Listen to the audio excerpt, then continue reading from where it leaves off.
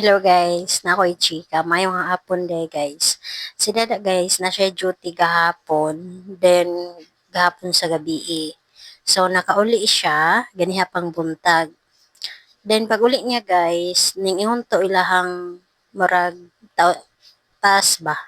Basta nagingon ilahang kuan nga head nga ibalhin siya og lain nga station or lain nga lugar. Pero dool ra siyang gitrabahoan guys. Dayon karon wala niya gidala tanan iyang gamit guys. Pag uli niya, kay gabike man siya, ingon siya nako nga wala din niya nadala tanan iyang gamit, kay magliso daw siya. Although na siya bag, pero namo dito yung uniform, og mga butas, iyang gidala tanan.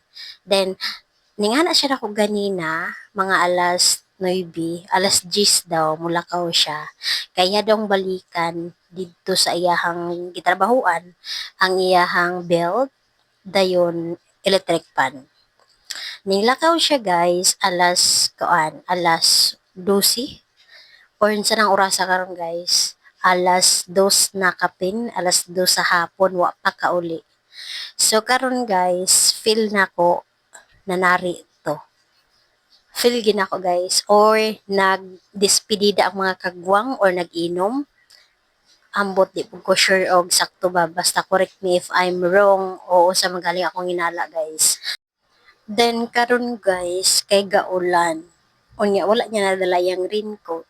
So, mabasa tugulan. Ambot siguro ang reason nga wala siya kauli kay gaulan. Kay kasabot man gud mi guys nga manimba mi karong hapon. Unsa na orasa? 2:37 na.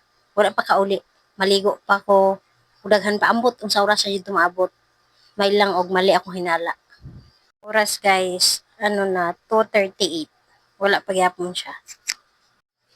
I'll update you later guys. O unsa man gyud katingod akong hinala guys. Kay nakatulog na lang ko, hantod nakamata na lang ko, wala pa siya kauli.